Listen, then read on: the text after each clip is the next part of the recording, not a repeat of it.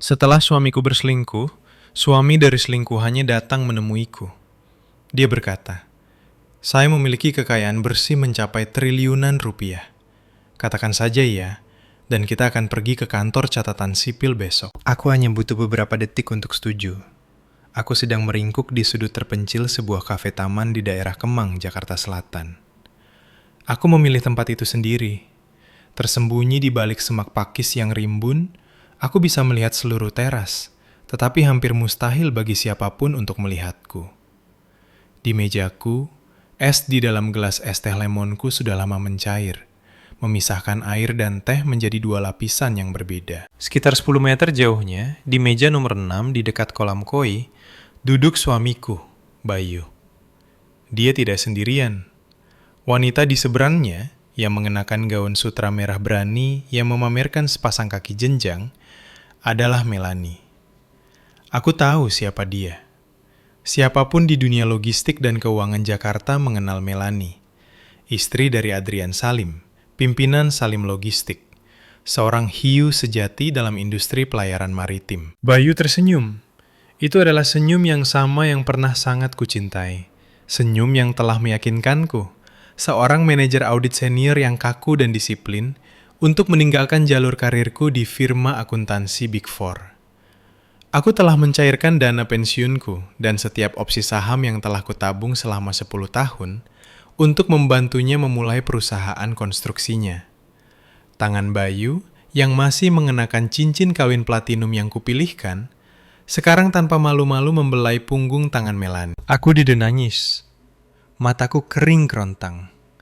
Di usia 32 tahun, setelah satu dekade bergulat dengan angka, neraca keuangan yang kering, dan musim pajak yang penuh tekanan, aku telah menempa kepala yang dingin. Aku hanya merasakan beban yang menghancurkan di dadaku, seolah-olah batu seberat setengah ton sedang mencekikku. Sebulan yang lalu, Bayu pulang ke rumah dengan wajah lesu. Dia memberitahuku bahwa perusahaannya dalam masalah hukum yang parah, menghadapi potensi likuidasi semua asetnya. Dia meyakinkanku untuk menandatangani perjanjian pasca nikah, yang secara efektif melepaskan hak-hakku dalam perceraian yang tidak terbantahkan. "Ayu, ini hanya formalitas," dia memohon. Suaranya begitu tulus. Aku tidak curiga sedikit pun. "Aku perlu menempatkan pengembangan properti baru ini atas namaku saja, untuk mengamankan pinjaman dan menyelamatkan kita. Jika kita masih terikat secara hukum dan perusahaan bangkrut, bank akan menyita rumah, semuanya. Tanda tangani saja. Segera setelah ini berlalu, aku akan membatalkan semuanya. Aku menandatangani karena aku mempercayai suamiku, karena aku ingin melindungi masa depan anak-anak yang belum kami miliki. Dan sekarang, kebenaran terungkap di depan mataku. Tidak ada pengembangan properti yang dalam bahaya.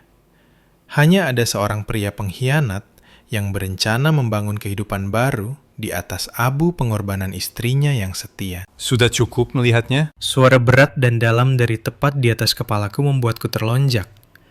Aku mendongak. Seorang pria jangkung dengan setelan jas abu-abu tua jahitan khusus yang mahal berdiri di sana. Wajahnya bersudut tajam, matanya dalam dan sedingin danau beku di musim dingin. Itu adalah Adrian Salim, pimpinan Salim Logistik, suami dari wanita yang sedang bermesraan dengan suamiku. Tanpa menunggu undangan, Adrian menarik kursi di hadapanku. Sikapnya berwibawa, memancarkan otoritas seorang pria yang terbiasa memberi perintah. Dia meletakkan sebuah berkas tebal di atas meja. Suara kertas menghantam kayu gelap itu tajam dan final. "Suamimu menghabiskan uangku," Adrian menyatakan. Nadanya datar, seolah-olah dia sedang membahas laporan keuangan bulanan. "Dan dia sudah membuka jalan untuk menendangmu ke jalanan." Aku melihat dari berkas itu ke Adrian. "Apa yang Anda inginkan?" Dia tidak segera menjawab. Dia mendorong berkas itu ke arahku. "Halaman 5. Lihatlah." Dengan jari gemetar, aku membukanya. Halaman 5 adalah salinan notaris dari putusan akhir pembubaran perkawinan, tertanggal 1 minggu yang lalu. Stempel merah dari Pengadilan Negeri Jakarta Selatan terasa seperti stempel sarkastik di hidupku. "Bagaimana ini mungkin?" Suaraku pecah. "Dia bilang dia belum mengajukannya. Dia bilang dia menunggu sampai krisis berakhir. Dia mengajukannya pada hari kamu menandatangani perjanjian itu. Potong Adrian, suaranya dingin dan brutal, tetapi menyampaikan kebenaran yang perlu kudengar. Dan karena kamu menandatangani perjanjian yang melepaskan semua klaim atas aset pernikahan untuk membantunya, secara hukum kamu tidak memiliki apa-apa. Rumah yang kamu tinggali, mobil yang kamu kendarai, bahkan uang dari tabungan bersama yang kamu berikan padanya untuk investasi, semuanya secara hukum menjadi miliknya. Aku menjatuhkan berkas itu. Perasaan dikhianati, dipermainkan habis-habisan, naik di tenggorokanku seperti empedu pahit. Aku tidak hanya kehilangan seorang suami, aku kehilangan harga diriku, keyakinanku pada kesusilaan dasar. Aku, Ayu Rianti, seorang akuntan publik bersertifikat CPA terkemuka yang diperebutkan oleh banyak perusahaan, telah ditipu dengan cara yang paling menyakitkan oleh pria yang berbagi tempat tidur denganku. Itu adalah perhitungan terburuk dalam hidupku. Dan biayanya adalah seluruh masa muda dan kekayaanku. Adrian mengamati ekspresiku. Matanya menyipit menilai. Kesedihan tidak menyelesaikan masalah. Kamu seorang profesional keuangan. Kamu mengerti konsep memotong kerugian. Cut loss. Lebih baik daripada siapapun. Investasi itu sudah dihapuskan. Saatnya berpikir tentang restrukturisasi. Aku menatapnya. Memaksakan diri untuk mendapatkan kembali ketenanganku. Aku merapikan rambutku dan meluruskan kerah blusku. Anda tidak mencari saya hanya untuk memberitahu bahwa saya gagal kan Pak Salim? Sudut mulutnya berkedut ke atas, tampak senang dengan pemulihan cepatku. Sangat tajam. Secara hukum, kamu sekarang adalah wanita lajang. Saya juga telah menyelesaikan perceraian saya dari Melanie, tetapi dia lebih licik darimu. Dia masih memegang kekuatan finansial yang signifikan di perusahaan saya, karena pembagian aset masih dalam litigasi. Dia memiliki orang-orang di departemen akuntansi saya, yang menyedot dana dari perusahaan untuk mendukung mantan suamimu. Adrian berhenti sejenak, condong ke depan dan merendahkan suaranya.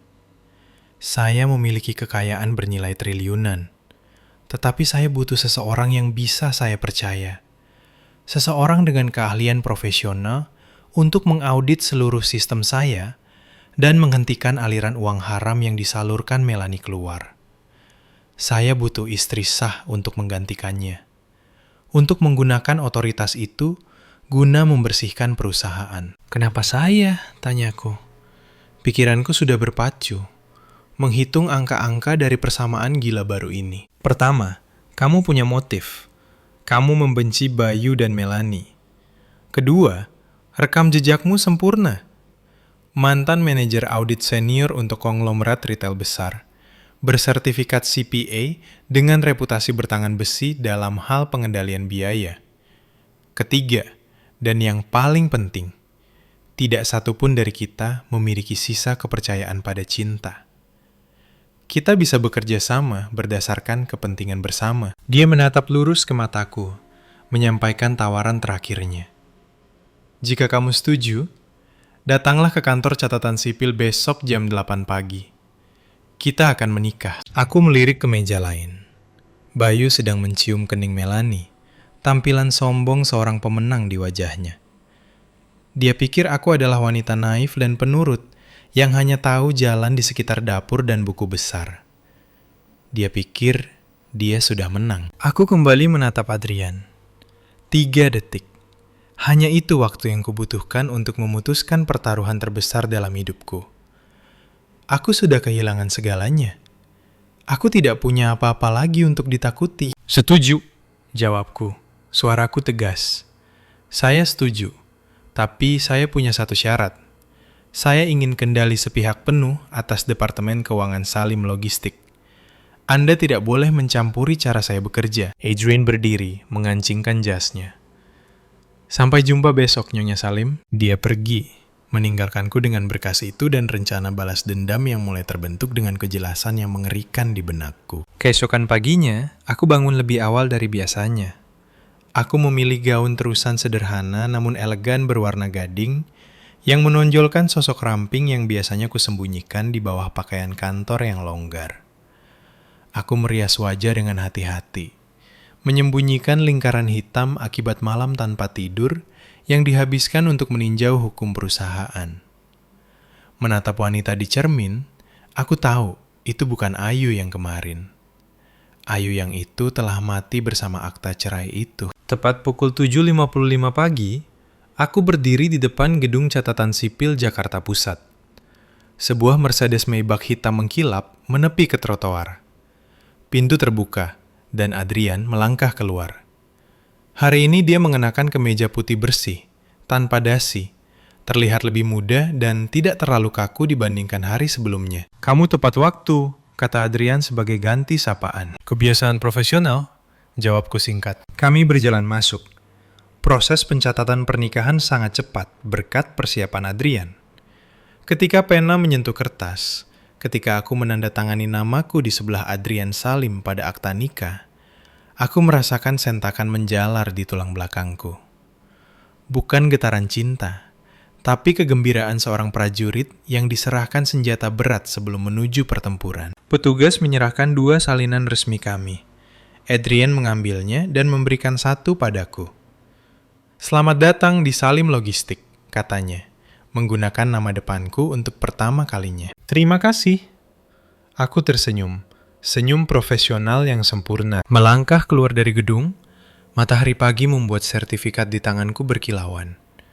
Aku mengeluarkan ponselku, meletakkan akta nikah di atas kap mesin Maybach Adrian, dan mengambil foto yang sangat jernih.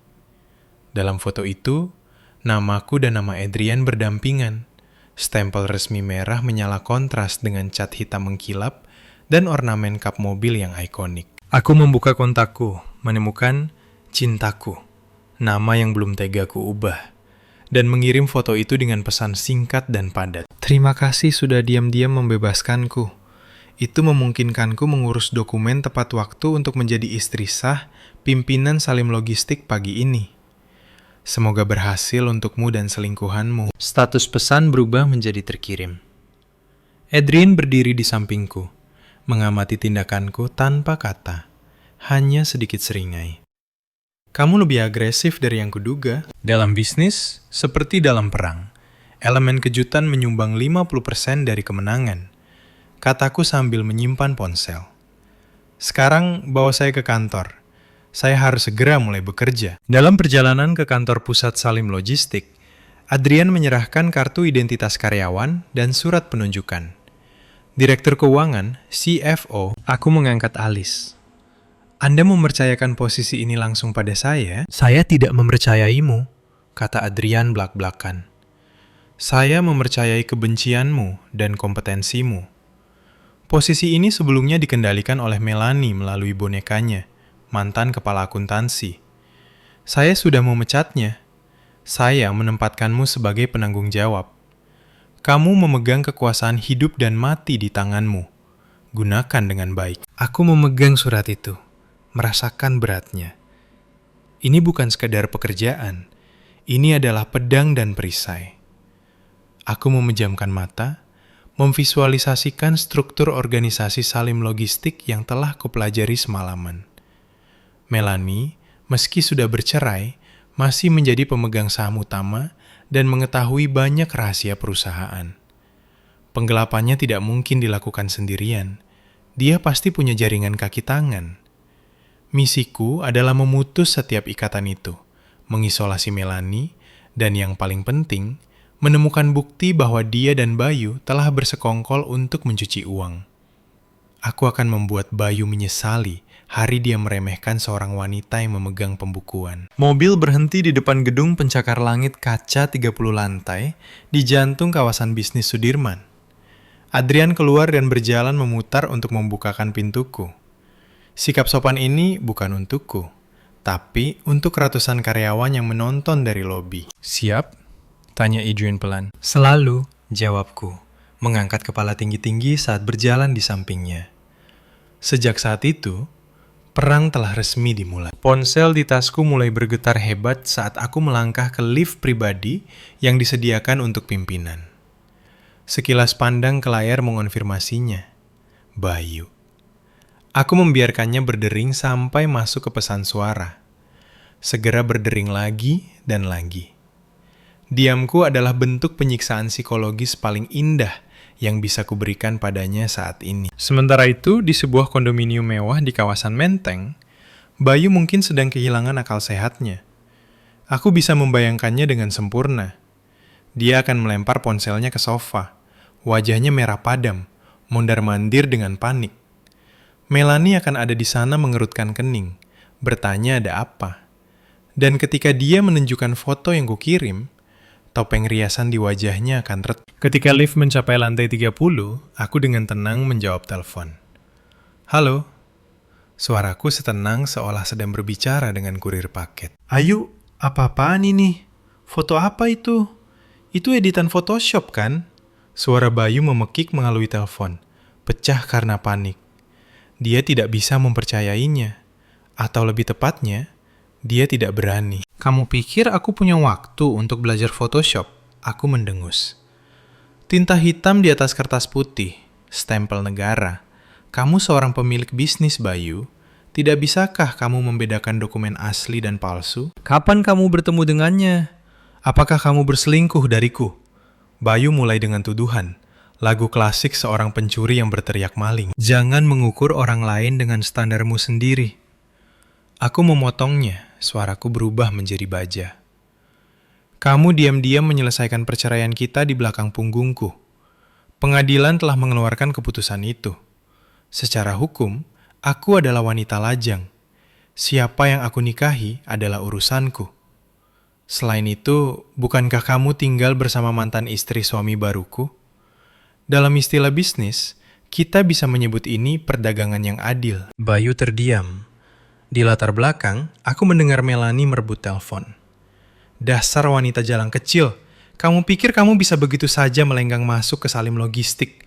Selama aku di sini, kamu tidak akan mendapatkan apa-apa. Halo Melanie, jawabku. Suaraku manis tapi beracun. Kamu salah. Aku tidak melenggang masuk untuk menaiki tangga karir. Aku berjalan masuk sebagai istri sah pimpinan, sebagai nyonya rumah. Kamu, di sisi lain, hanyalah pemegang saham sekarang, orang luar. Oh, dan aku lupa menyebutkan, aku baru saja menerima posisi direktur keuangan. Hal pertama dalam agendaku pagi ini adalah melakukan audit penuh atas semua rekening yang belum diselesaikan antara Salim Logistik dan Konstruksi Bayu Karya, perusahaan mantan suamiku tersayang. Kamu tidak akan berani, teriak Melanie. Kenapa tidak? Lanjutku. Saya dengar Bayu Karya berhutang pada Salim dalam jumlah yang cukup besar untuk biaya material di muka pada proyek-proyek di mana tidak ada pekerjaan yang dimulai. Sebagai CFO baru, saya menemukan hutang itu sebagai kewajiban berisiko tinggi. Saya pikir saya harus menarik kembali dana itu segera. Ayu, jangan lakukan ini. Bayu merebut kembali teleponnya. Nadanya berubah dari kemarahan menjadi keputusasaan. Kita bisa bicarakan ini. Apa yang kamu inginkan? Aku akan memberimu bagian uang dari penjualan tanah itu. Ayo bertemu. Uang dari penjualan tanah? Aku terkekeh sinis. Simpan saja. Kamu akan membutuhkannya banyak-banyak untuk biaya hukum yang akan segera kamu hadapi. Aku menutup telepon dan mematikannya. Pintu lift terbuka. Di depanku adalah lobi megah lantai eksekutif Salim Logistik. Karyawan sibuk berlalu lalang, tetapi semua orang berhenti untuk mengangguk hormat saat Adrian lewat. Mereka menatapku dengan mata penasaran dan penuh spekulasi. Adrian menoleh padaku, sedikit kekaguman di tatapannya. Kamu membuat mereka ketakutan setengah mati. Tapi ancaman adalah satu hal. Eksekusi adalah hal lain. Lihat saja aku, kataku, mencengkram tas tanganku saat aku melangkah menuju Departemen Keuangan. Aku tidak sedang membuat ancaman. Aku sedang menyatakan perang. Departemen Keuangan dan Akuntansi berada di lantai 28. Pintu kaca tebal memisahkan dunia angka dari bagian perusahaan lainnya. Aku mendorongnya terbuka dan berjalan masuk. Adrian mengikuti tepat di belakangku. Kehadiran yang kokoh dan kuat di punggungku. Ruangan itu berdengung dengan obrolan, tetapi langsung senyap saat kami masuk. Jelas berita pernikahan kilap pimpinan sudah menyebar. Semuanya tenang, kata Adrian. Suaranya tidak keras, tetapi memiliki otoritas yang memerintahkan keheningan instan. Semua mata tertuju pada kami. Dia menunjuk ke arahku. Ini adalah Ayu Salim, istri saya dan direktur keuangan baru perusahaan ini. Mulai saat ini, semua keputusan mengenai pengeluaran dan persetujuan anggaran harus melalui dia.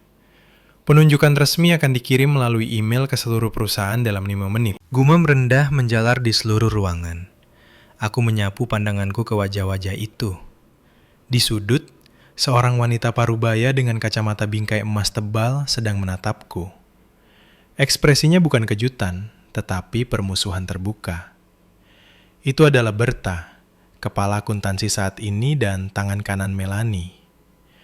Aku sudah mempelajari berkas personel. Berta adalah orang yang telah menyetujui serangkaian laporan pengeluaran palsu untuk hiburan klien, membiarkan Melanie menguras perusahaan. Aku berjalan langsung ke meja Berta. Halo Berta, saya ingin kamu menyerahkan semua buku besar, token tanda tangan digital, dan kata sandi untuk sistem ERP. Segera. Berta berdiri, melipat tangan menantang. Sikapnya seperti veteran yang tak tersentuh. Nyonya Salim, serah terima yang tepat butuh waktu. Ada catatan bertahun-tahun di sini. Saya tidak bisa begitu saja memberikannya pada Anda. Selain itu, saya melapor kepada Dewan Direksi, yang mencakup Nona Melanie. Penunjukan Anda sangat mendadak. Saya perlu konfirmasi dengannya dulu. Dia mengulur waktu, mencoba membeli waktu untuk memusnahkan bukti atau mengubah catatan. Berta, aku tersenyum. Meletakkan surat penunjukan yang ditandatangani basah oleh Adrian dan distempel dengan segel perusahaan di mejanya. Menurut anggaran dasar perusahaan, pimpinan memiliki wewenang untuk membuat penunjukan eksekutif dalam keadaan mendesak. Nona Melanie saat ini hanyalah pemegang saham tanpa peran operasional. Arahan pimpinan adalah otoritas tertinggi. Aku melirik Adrian, lalu kembali ke Berta. Suaraku sedingin es. Jika kamu tidak menyelesaikan serah terima dalam 15 menit ke depan, saya akan menyusun surat pemecatanmu karena pembangkangan dan menghalangi operasi bisnis. Bersamaan dengan itu, saya akan menyita komputermu dan mengundang unit kejahatan keuangan Polda Metro Jaya untuk menyelidiki dugaan penggelapan. Pilihanmu, serah terima yang tenang atau pergi dengan tangan di borgol. Wajah Berta memucat. Dia tidak menyangka aku akan begitu tegas, begitu siap secara hukum. Dia memandang Adrian untuk meminta bantuan, tetapi dia hanya berdiri di sana, tangan terlipat, dengan ekspresi yang mengatakan, saya mendukung penuh istri saya. Gemetar, Berta membuka laci mejanya dan mengeluarkan satu set kunci dan token keamanan. Saya akan mulai serah terimanya. Bagus, kataku, beralih ke karyawan yang tertegun. Mulai hari ini, prosedur kita berubah. Setiap pengeluaran di atas 75 juta rupiah harus disetujui secara pribadi oleh saya. Siapapun yang tertangkap memasukkan dokumen akan menulis surat pengunduran dirinya sendiri sebelum saya menemukannya. Saya memulai karir saya di akuntansi forensik. Jangan coba-coba bermain api dengan saya. Aku menginstruksikan Departemen IT untuk segera mencabut akses sistem Berta dan mengubah semua kata sandi administratif. Setelah Berta diam-diam mengemas barang-barang pribadinya ke dalam kotak kardus dan pergi, aku duduk di kursi kulit yang baru saja dia kosongkan. Aku membuka komputer dan masuk ke sistem. Angka-angka mulai memenuhi layar. Itu adalah kekacauan yang semrawut, tetapi juga merupakan harta karun bukti. Telepon di meja berdering. Itu adalah panggilan internal dari Melanie. Kamu punya nyali besar, Ayu, memecat orang-orangku. Ini baru pemanasan, jawabku. Jari-jariku menari di atas keyboard. Kamu seharusnya lebih khawatir tentang uangmu sendiri. Saya melihat beberapa transfer mencurigakan ke perusahaan media yang dijalankan adikmu. Faktur untuk layanan yang diberikan terlihat sangat tidak wajar. Saluran menjadi sunyi. Lalu bunyi klik tajam saat dia menutup telepon. Aku menghela napas perlahan, bersandar di kursiku. Pertarungan sebenarnya baru saja dimulai. Aku tidak hanya perlu membersihkan kekacauan ini, aku perlu memasang perangkap agar Bayu dan Melanie masuk ke dalamnya sendiri. Adrian datang dan meletakkan secangkir kopi panas di mejaku. Kamu menanganinya dengan baik. Saya tidak memilih orang yang salah. Jangan memuji saya terlalu cepat, kataku sambil menyesap. Kopi pahit itu adalah kejutan yang disambut baik oleh sistem tubuhku. Bersiaplah, badai besar akan datang. Lampu di kantor sudah mati, kecuali cahaya biru dingin dari layar komputerku. Jam di dinding menunjukkan pukul 10 malam. Semua orang sudah pulang berjam-jam yang lalu, tapi aku masih terkubur dalam buku besar digital yang ditinggalkan Berta. Bagiku, angka bisa bicara, dan angka-angka ini berteriak tentang penipuan. Aku tidak perlu menjadi peretas film. Aku menggunakan teknik audit paling mendasar, referensi silang, dan verifikasi. Aku membuka neraca percobaan kuartal 3. Satu baris item langsung menonjol. Biaya layanan pihak ketiga telah naik 3 kali lipat dibandingkan periode yang sama tahun lalu. Aku menelusuri detail akun pengeluaran pemasaran dan administrasi. Serangkaian pembayaran besar untuk layanan pemasaran, penyelenggaraan acara, dan konsultasi strategis, semuanya mengarah ke satu vendor, Cahaya Media. Aku menyalin NPWP Cahaya Media dan memasukkannya ke dalam basis data registrasi bisnis negara. Hasilnya muncul seketika. Agen terdaftar adalah Miko. Aku menyeringai. Miko adalah adik laki-laki Melanie. Skema itu amatir. Menyalurkan uang dari perusahaan suamimu ke adikmu, lalu ke kantongmu sendiri. Aku menarik semua faktur digital dari Cahaya Media. Totalnya mencapai lebih dari 225 miliar rupiah hanya dalam 6 bulan. Deskripsinya kabur. Konsultasi solusi logistik. Biaya konferensi klien. Tetapi ketika aku melakukan referensi silang tanggal konferensi yang dituduhkan ini dengan kalender operasional perusahaan yang sebenarnya, tidak ada acara seperti itu. Tidak ada daftar tamu. Tidak ada foto. Tidak ada kontrak yang ditandatangani. Ini adalah kasus yang jelas-jelas menggunakan faktur palsu untuk menggelapkan dana dan menghindari pajak penghasilan perusahaan. Aku mencetak semua laporan bank dan faktur yang mencurigakan, menyusunnya dalam berkas merah. Ini baru puncak gunung es. Aku perlu menggali ke dalam hutang dagang.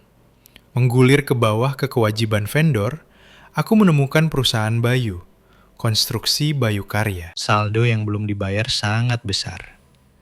Aku membuka detail kontrak. Salim Logistik telah mengontrak Bayu Karya untuk meningkatkan sistem gudang di Pelabuhan Tanjung Priuk. Kontrak ditandatangani 3 bulan lalu, dan Salim telah membayar uang muka sebesar 75 miliar rupiah. Tetapi ketika aku memeriksa laporan kemajuan proyek, kolom pekerjaan yang selesai adalah 0 bulat yang sempurna. Bayu telah mengambil 75 miliar rupiah milik Salim, dan belum menancapkan satu paku pun. Aku mengangkat telepon dan menelpon kepala tim manajemen proyek gudang, Pak Hendra. Hendra, suaranya mengantuk. Pak Hendra, ini Ayu Salim, CFO baru. Maaf menelpon selarut ini. Saya punya pertanyaan tentang proyek peningkatan pelabuhan dengan konstruksi Bayu Karya.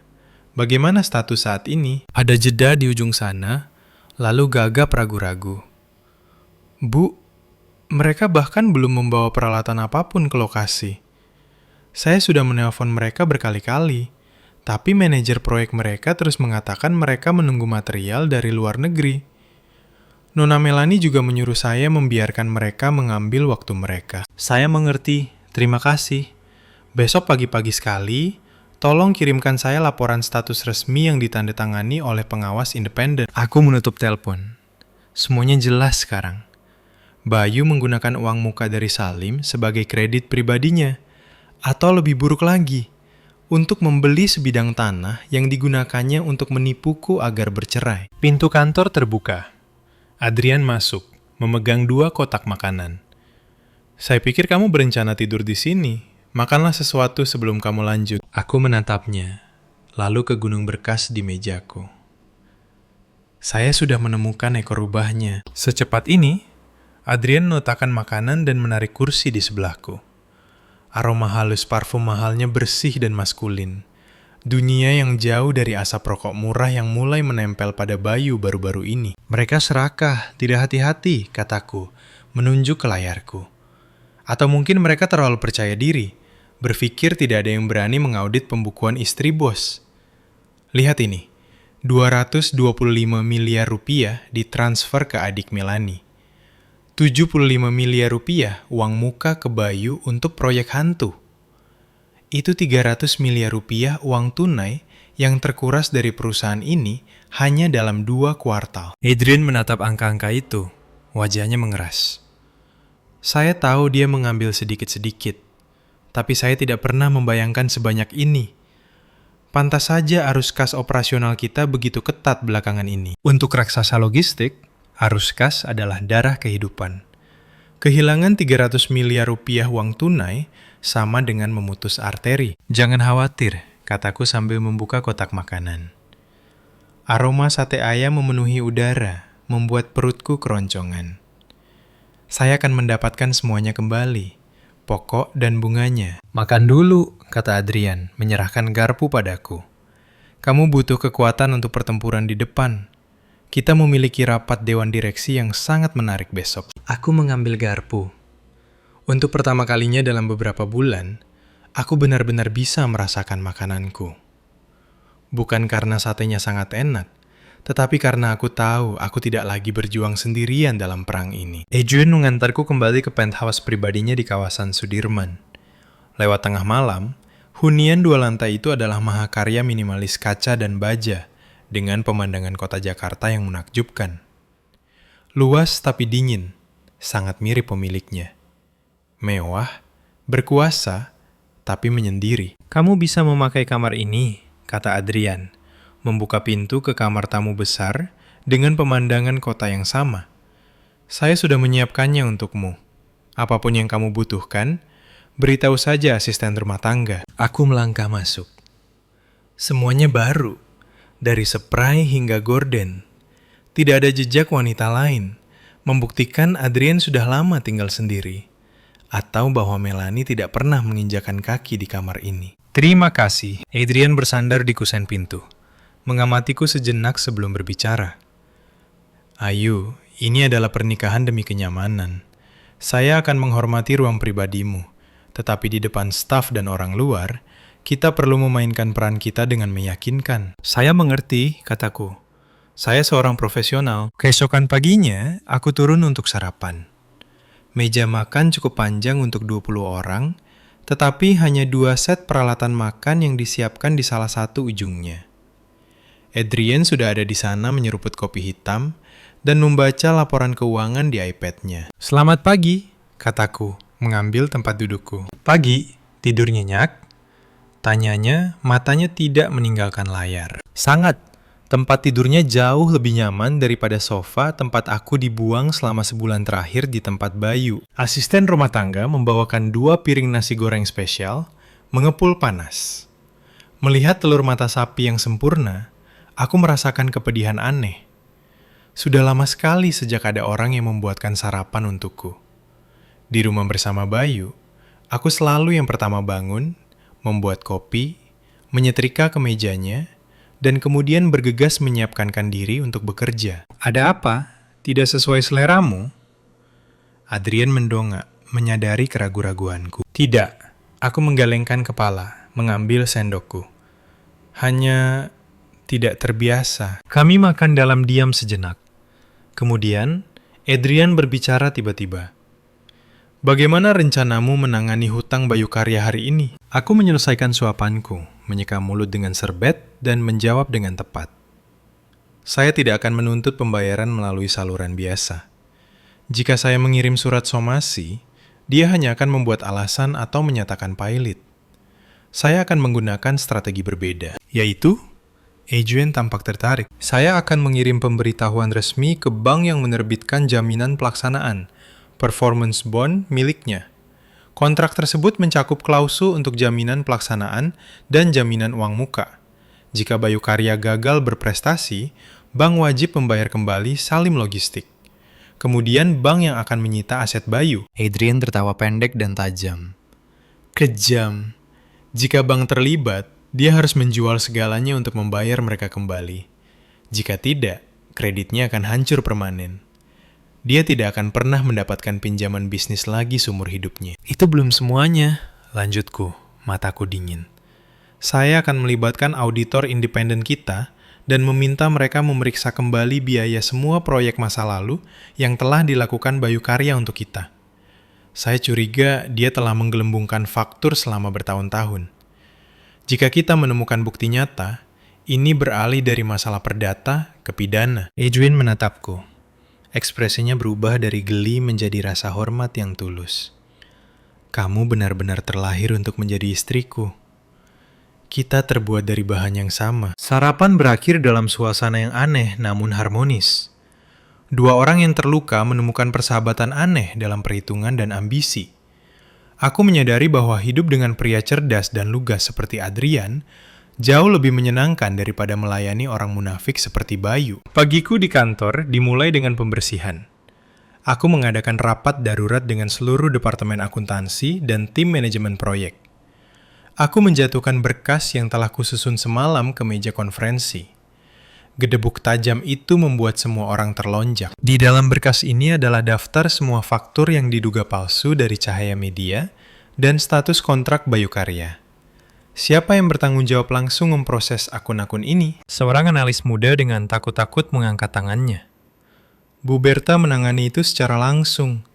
Bu, kami hanya melakukan entry data berdasarkan dokumen yang dia berikan. Entry data tanpa memeriksa validitas dan kewajaran dokumen adalah kelalaian, kataku tajam.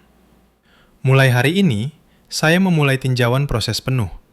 Siapapun yang maju sekarang dengan informasi tentang ketidakberesan masa lalu akan diberikan amnesti dan akan mempertahankan pekerjaannya.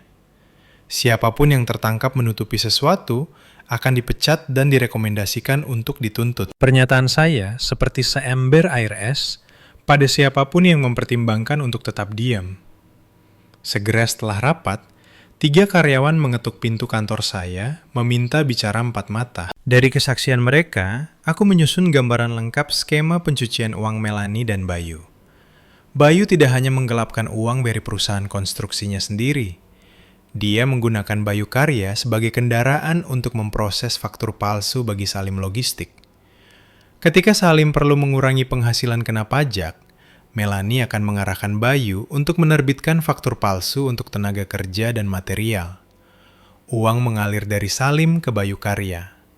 Bayu kemudian akan menarik uang tunai, menyimpan persentase, dan memberikan sisanya kembali ke Melanie.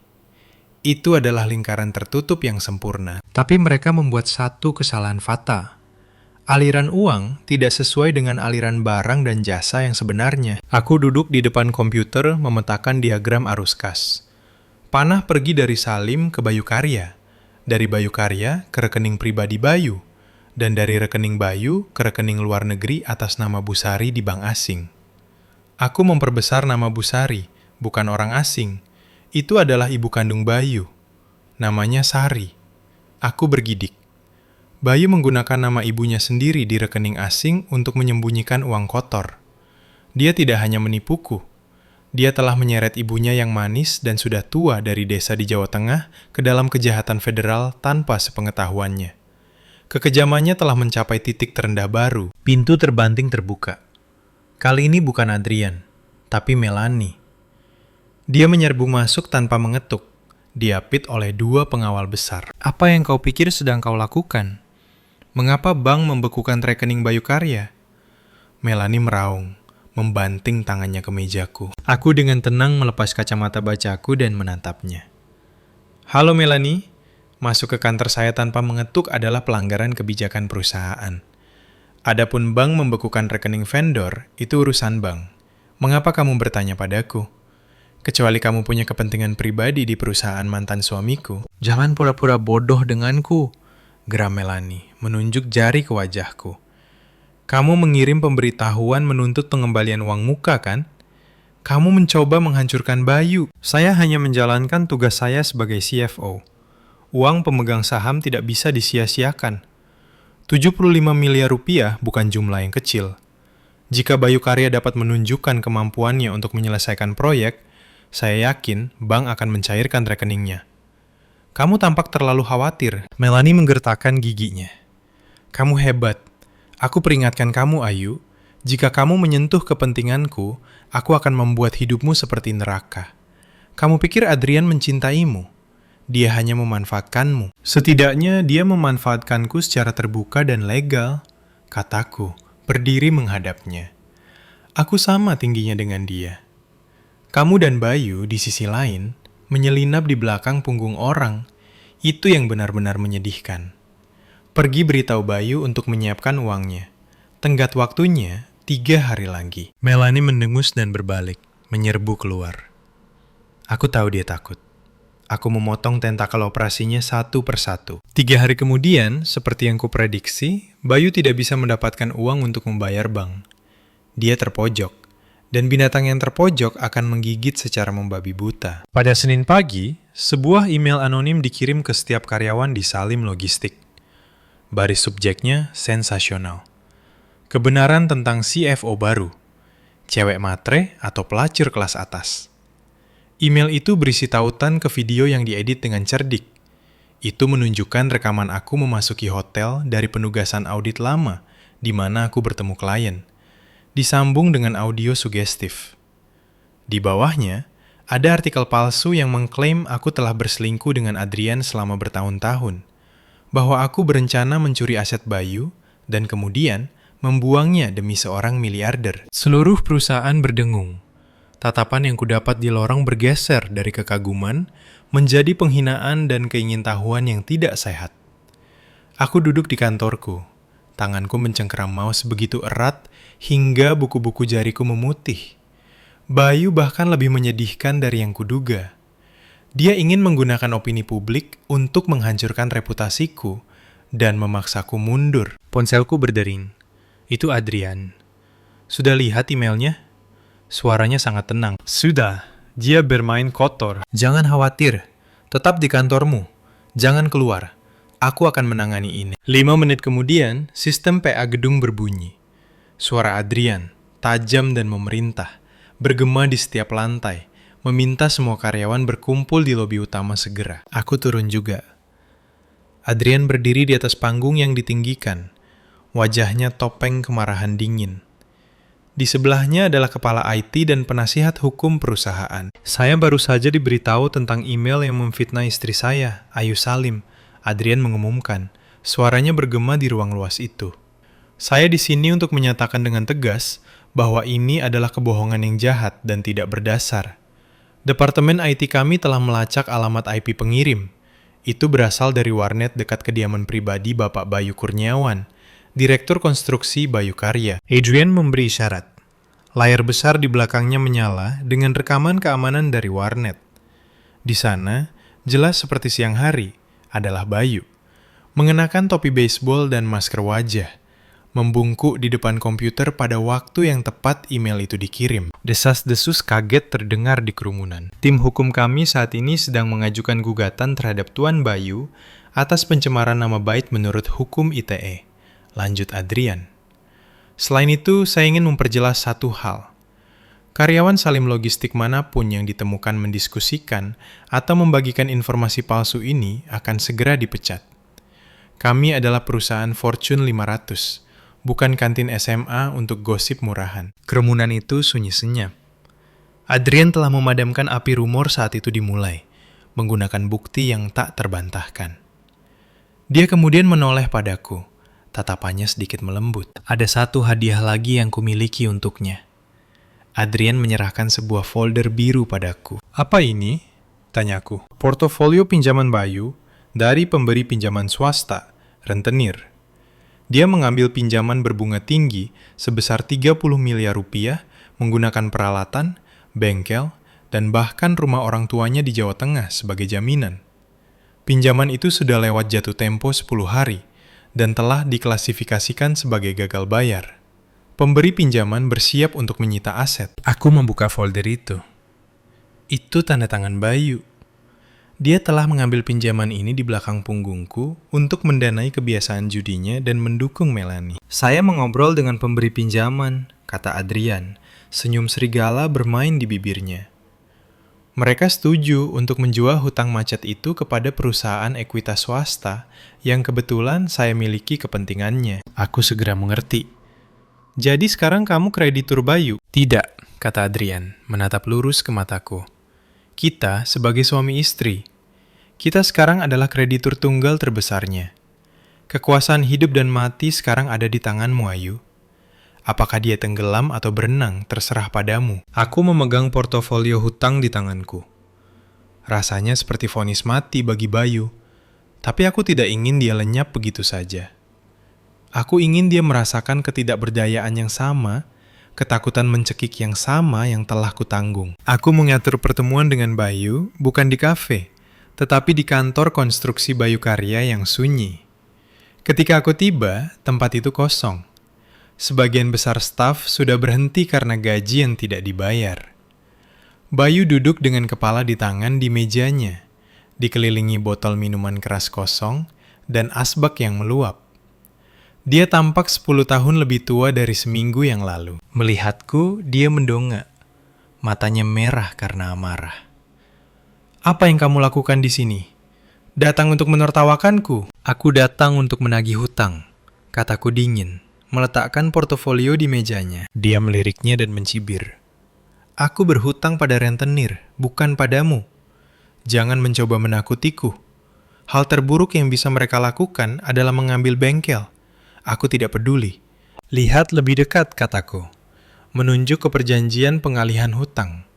Pemberi pinjaman menjual hutangmu ke Salim Capital Investments.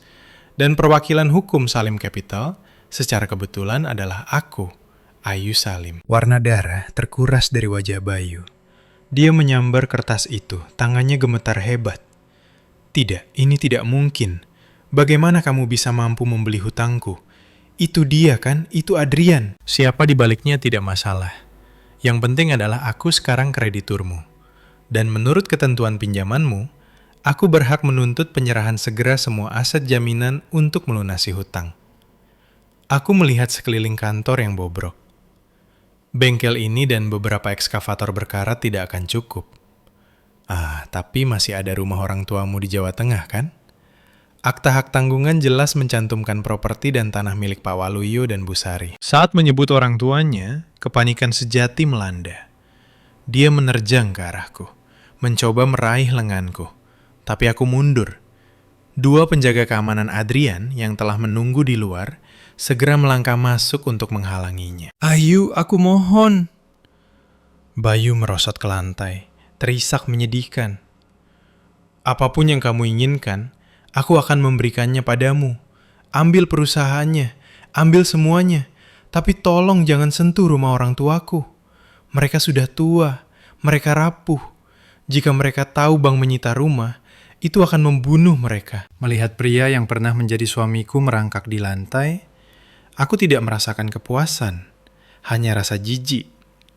Dia menggunakan orang tuanya sebagai tameng atas kegagalannya sendiri setelah menjadi orang yang mempertaruhkan rumah mereka. Ketika kamu menipuku untuk menandatangani surat cerai itu, apakah kamu memikirkan aku yang dibuang ke jalan? Tanyaku, suaraku tajam seperti pisau bedah. Ketika kamu berselingkuh dengan Melanie, apakah kamu memikirkan perasaanku? Aku salah. Melanie memanipulasiku. Dia bilang jika aku membantunya mencuci 1 gelombang uang ini, kita akan punya miliaran untuk dibagi. Aku dibutakan oleh keserakahan. Ayu, demi 10 tahun kebersamaan kita, tolong beri aku kesempatan untuk hidup. 10 tahun kebersamaan kita berakhir saat kamu mengajukan surat-surat itu. Aku berbalik. Aku memberimu 2 pilihan. 1, kamu menandatangani penyerahan semua saham konstruksi Bayu Karya dan sebidang tanah baru itu kepadaku sebagai pembayaran hutang. 2, besok pengacaraku akan memulai proses penyitaan rumah orang tuamu. Bayu mendongak, wajahnya pucat pasi. Tanah itu adalah hal terakhir yang kumiliki. Kamu tidak punya daya tawar. Kamu punya waktu 5 menit untuk memutuskan. Aku melihat jam tanganku. Setiap detak bergema dalam keheningan yang berat seperti palu yang menghantam saraf Bayu. Aku akan tanda tangan, bisiknya, kepalanya tertunduk kalah. Aku memberi isyarat kepada pengacaraku, yang telah menunggu dengan dokumen yang sudah disiapkan. Bayu mengambil pena, tangannya gemetar, dan menandatangani setiap halaman. Setiap tanda tangan sepertinya menguras nyawa darinya. Memegang dokumen yang ditandatangani, aku merasakan rasa lega. Aku telah mengambil kembali apa yang menjadi milikku, dan yang lebih penting, aku telah melucuti kemampuannya untuk melakukan kejahatan lebih lanjut. Kamu bangkrut sekarang, Bayu, kataku. Kata-kata terakhirku padanya sebelum berjalan keluar pintu. Cobalah menjalani hidup yang jujur. Jangan membuat orang tuamu menderita lagi. Adrian sudah menunggu di dalam mobil. Dia memberiku sedikit senyum. Selesai? Selesai. Aku menyandarkan kepalaku ke kursi kulit, melihat jalanan kota yang sibuk. Apakah kamu bahagia? Bukan bahagia, tapi rasanya adil. Balas dendam pribadiku baru setengah jalan. Tapi perang melawan Melanie dan kerajaan pencucian uang di belakangnya baru saja dimulai. Bayu hanyalah pion. Melanie adalah ratunya. Dan aku tahu, dia tidak akan tinggal diam sekarang, karena pionnya telah diambil dari papan. Aku tidak membuang waktu merayakan kemenanganku atas Bayu. Dia hanyalah pion di papan catur besar yang dikendalikan oleh Melanie. Musuh yang sebenarnya masih mengintai di bayang-bayang.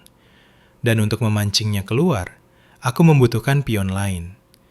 Salah satu yang pernah menjadi orang kepercayaan terdekat Melanie, Berta. Setelah dipecat dari Salim Logistik, Berta mendapati dirinya tidak bisa mendapatkan pekerjaan. Dengan pemecatan karena pelanggaran profesional dalam catatannya, tidak ada perusahaan terkemuka yang mau menyentuhnya. Aku meminta detektif swasta mengikutinya dan mengetahui dia tinggal di rumah kontrakan kumuh di pinggiran kota. Diburu setiap hari oleh rentenir karena hutang judinya. Sudah waktunya untuk langkahku selanjutnya. Pada Rabu sore, aku berkendara ke sebuah kafe sepi di pinggiran Jakarta, tempat aku mengatur pertemuan dengan Berta. Ketika aku masuk, dia sedang membungkuk di sudut. Tangannya gemetar memegang gelas air. Dia tampak 20 tahun lebih tua daripada saat dia menjadi kepala akuntansi yang angkuh. Melihatku, matanya dipenuhi teror. Dia mulai bangkit dan lari. Duduk, kataku. Suaraku tenang, tapi cukup tegas untuk memaku kakinya di tempat. Jika kamu berjalan keluar pintu itu, saya akan meneruskan berkas ini ke kantor kejaksaan segera. Aku meletakkan amplop coklat di atas meja. Berta menatapnya, menelan ludah dengan susah payah. Apa yang Anda inginkan? Saya sudah dipecat. Saya tidak punya apa-apa lagi untuk Anda ambil. Kamu mungkin dipecat, tapi kejahatanmu tetap ada, kataku, membuka amplop dan mengeluarkan beberapa dokumen. Ini adalah bukti bahwa kamu bersekongkol dengan bengkel mobil untuk menggelembungkan biaya perawatan armada truk perusahaan selama 3 tahun terakhir. Jumlah total yang kamu kantongi secara pribadi melebihi 3 miliar rupiah. Itu penggelapan besar, Berta. Pedoman hukumannya adalah 5-15 tahun penjara. Darah terkuras dari wajahnya. Dia meluncur dari kursinya dan berlutut tepat di sana di dekat meja. Nyonya Salim, tolong kasihanilah. Saya punya ibu yang sudah tua dan anak yang masih kecil. Saya tidak bisa masuk penjara. Saya mempertaruhkan semua uang itu. Saya tidak bisa membayarnya kembali. Aku memandang wanita yang menangis di hadapanku, tanpa sedikit pun rasa kasihan. Tetapi pikiranku memberitahuku, ini adalah kesempatan emas. Bangun, saya tidak datang ke sini untuk mendengarkan cerita sedihmu. Saya bisa membuat ini hilang, dan saya bahkan bisa membantumu melunasi rentenirmu. Dengan satu syarat. Berta mendongak, secercah harapan di matanya. Syarat apa? Saya akan melakukan apapun yang Anda katakan selama saya tidak masuk penjara. Saya ingin kamu menjadi mata-mata saya, kataku, merendahkan suaraku dan menatap lurus ke matanya. Saya tahu kamu masih berhubungan dengan Melanie. Dia butuh orang terpercaya untuk menangani transaksi jalur belakangnya sekarang, karena dia tidak bisa menggunakan siapapun di Salim. Saya ingin kamu kembali padanya, berpura-pura setia, dan melaporkan setiap gerakannya kepada saya. Berta ragu-ragu. Dia tahu betapa kejamnya Melanie, tetapi ketakutan akan penjara lebih besar. Jika Melanie tahu, dia akan membunuhku. Jika kamu tidak melakukan ini, polisi akan mengetuk pintumu besok, kataku dingin. Selain itu, Melanie meninggalkanmu begitu kamu dipecatkan. Apakah dia menawarkan 1 rupiah pun untuk membantu hutangmu? Atau apakah dia memperlakukanmu seperti alat bekas? Kata-kataku mengenai sarafnya. Berta mengepalkan tinjunya. Ekspresinya bergeser dari ketakutan menjadi kebencian. Anda benar, wanita jalang tidak tahu berterima kasih itu. Saya membantunya memindahkan miliaran, dan ketika saya mendapat masalah, dia bahkan tidak mau menjawab telepon saya. Baik, saya akan melakukannya. Apa yang perlu Anda ketahui? Saya perlu tahu kemana Melanie memindahkan asetnya. Saya punya intelijen bahwa dia melikuidasi segalanya dan mengumpulkan uang tunai dengan sangat cepat. Berta melihat sekeliling dengan gelisah, lalu membungkuk mendekat untuk berbisik. Dia merencanakan sesuatu yang besar. Dia menjual properti di Bali dan Puncak, mengumpulkan sekitar 450 miliar rupiah uang tunai. Dia berencana mentransfer uang itu ke perusahaan cangkang di Kepulauan Cayman Jumat sore ini, dengan kedok kontrak konsultasi investasi. Begitu uangnya masuk, dia terbang ke sana untuk tinggal permanen, meninggalkan Salim untuk berurusan dengan kekacauan di sini. Rupiah 450 miliar. Jumlah yang mengejutkan. Jika Melanie berhasil melakukan ini, Salim Logistik akan menderita pukulan serius. Arus kasnya akan lumpuh, dan yang lebih penting, dia akan lolos begitu saja. Apakah kamu tahu bank mana yang dia gunakan untuk transaksi itu? Global Trust Bank, cabang Tamrin. Dia sangat dekat dengan manajer cabang di sana, jadi mereka akan mempercepat transfer internasional untuknya. Aku tersenyum. Informasi ini tak ternilai harganya. Bagus, terus pantau dia dan beritahu saya waktu yang tepat dia memulai transfer. Setelah ini selesai, saya akan membakar berkasmu dan memberimu bonus untuk memulai hidup baru. Berta mengangguk penuh semangat. Aku berdiri, meninggalkan uang tunai untuk minuman, dan berjalan keluar. Matahari sore melemparkan bayangan panjangku di trotoar. Jaring yang sempurna sekarang terbentuk di benakku. Jumat ini akan menjadi hari yang sangat tak terlupakan bagi Melanie. Jumat sore, ketegangan di kantorku cukup tebal untuk dipotong dengan pisau. Di luar, hujan deras menghantam jendela seolah mencoba menembus ketenangan di dalam. Aku duduk di depan monitor yang menampilkan dashboard manajemen kas sistem perbankan perusahaan Salim. Adrian duduk di kursi di hadapanku, memutar pena dengan santai, matanya terpaku pada ponselnya. Kami sedang menunggu pesan dari Berta. 14.30. Belum ada apa-apa. Untuk transfer internasional, agar clearing pada hari yang sama, Melanie harus mengeksekusinya sebelum waktu batas, cut off. Sistem SWIFT biasanya ditutup untuk pemrosesan hari yang sama sekitar pukul 15.30 atau 16.00. Setelah itu, transaksi akan ditahan hingga hari kerja berikutnya. Bagi buronan seperti Melanie, 1 hari adalah keabadian risiko. 14.45. Ponselku bergetar. Pesan dari Berta.